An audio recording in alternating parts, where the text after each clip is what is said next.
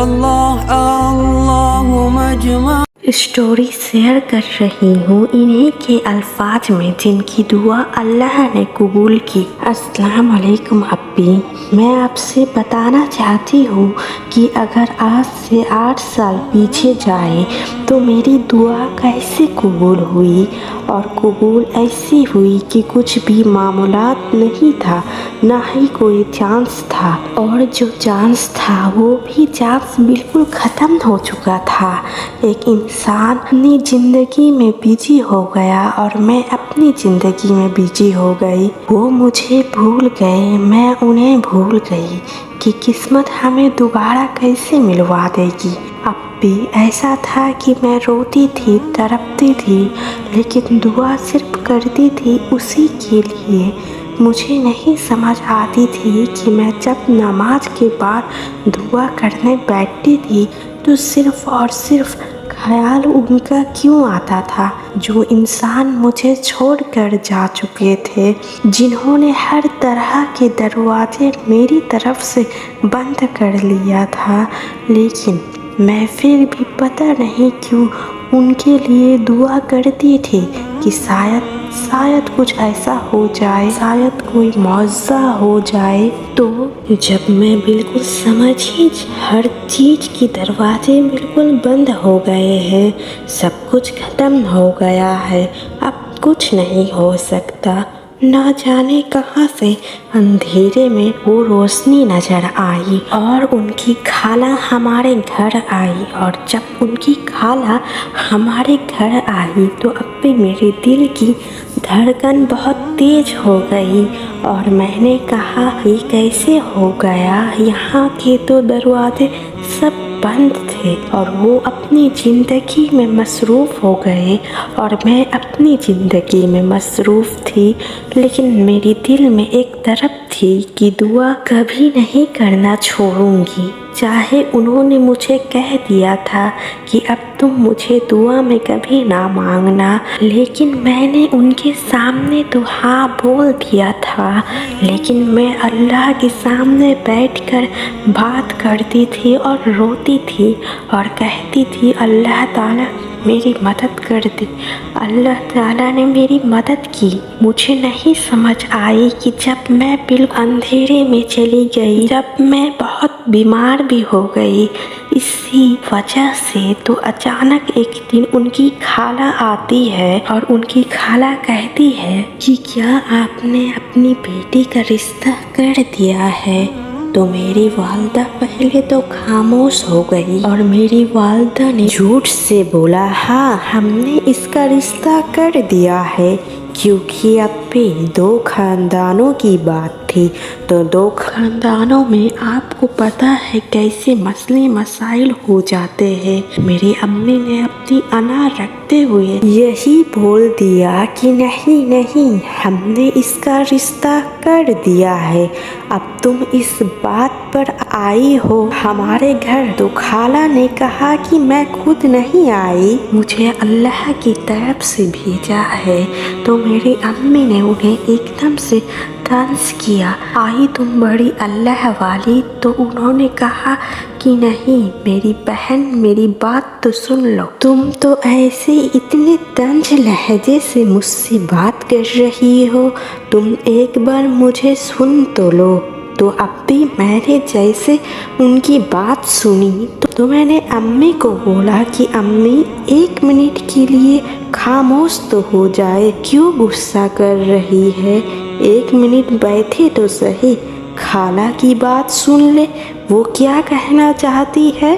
تو میری خالہ کہتی ہے کہ میں رات کو سو رہی تھی تو سوتے سوتے اٹھ گئی، اور میں نے خواب میں دیکھا کہ آپ کی بیٹی یہاں پر ان کی بات ہو رہی ہے جن کی یہ اسٹوری ہے کہ یہ رو رہی ہے اور نماز پڑھتے ہوئے کہہ رہی ہے کہ خالہ ان سے جو بھیجا تھا خالہ کو میری بات کروا دو، اور میں ان سے شادی کرنا چاہتی ہوں، میرا ان سے رشتہ کروا دو۔ تو तो मैं एकदम से परेशान हो गई कि इस बात को गुजरे 8 साल हो गए हैं।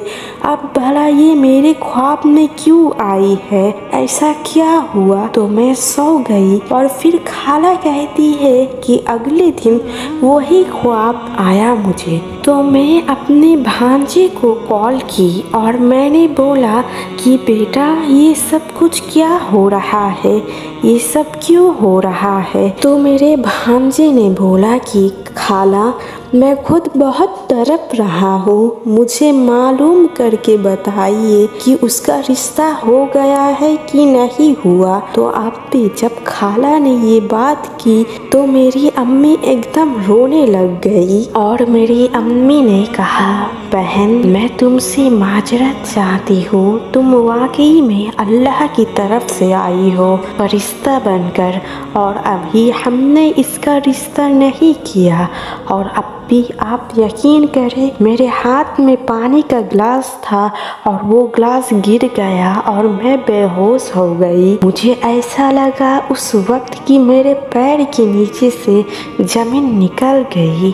और उसके बाद जब मैं होश में आई तो अम्मी ने मुझे बताया कि खाला कहती है कि वो लड़का कोई ऐसी रात नहीं है जिसमें वो कहता है कि खाला मैं उसके लिए नहीं तड़पता, मैं नहीं रोता और तहज्जुद में उसके लिए दुआ नहीं करता। तो देखे अप्पी कैसे मेरी एक लगन थी और एक लगन उसकी थी, और वो लगन अल्लाह ताला ने हमारी सुन ली क्योंकि हमारी नीयत साफ थी, सच्ची थी, और कुछ खानदानों की प्रॉब्लम्स की वजह से हम दूर हो गए, पर हमने अल्लाह की सुपुर्द सब कर दिया। हम निकाह करना चाहते थे लेकिन अल्लाह ताला की मसलिहात ये थी कि पहले हम दोनों अल्लाह ताला के करीब हो जाए और उसके बाद अल्लाह ने हमें एक दूसरे के करीब कर दिया।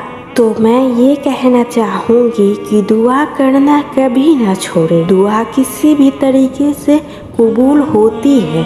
और जैसे आप कहती है कि मौज़ाएँ होती है तो ये भी एक मौज़ा है। तो मुझे नहीं पता कैसे अल्लाह ने मेरी दुआ उन तक पहुँचाई और दिलों के दिलों से राब्ते होते हैं, क्योंकि दिल अल्लाह पाक का घर है।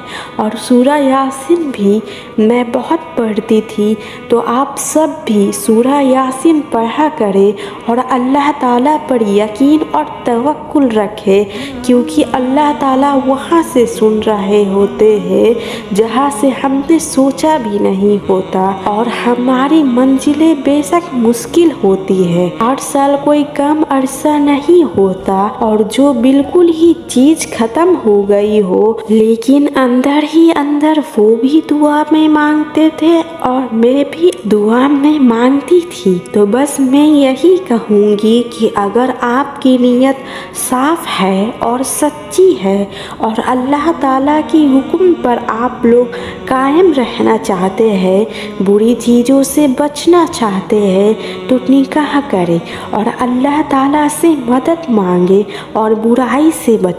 और अल्लाह से यही कहे कि अल्लाह पाक मेरी नीयत साफ है। जब आपकी नीयत साफ होगी तो आपके रास्ते खुद ब खुद बनते जाएंगे। अगर आपकी भी कोई दुआ कबूल हुई है और आपसे आप मेरे साथ शेयर करना चाहते हैं जिससे बाकी लोगों को हिम्मत मिले, हौसला मिले और अल्लाह पर यकीन और मजबूत हो जाए, तो आप उससे मेरी इंस्टाग्राम आईडी पर शेयर कर सकती हैं। मेरा इंस्टाग्राम आईडी का लिंक मैंने डिस्क्रिप्शन में दे दिया है। जज़ाकल्लाह खैरन।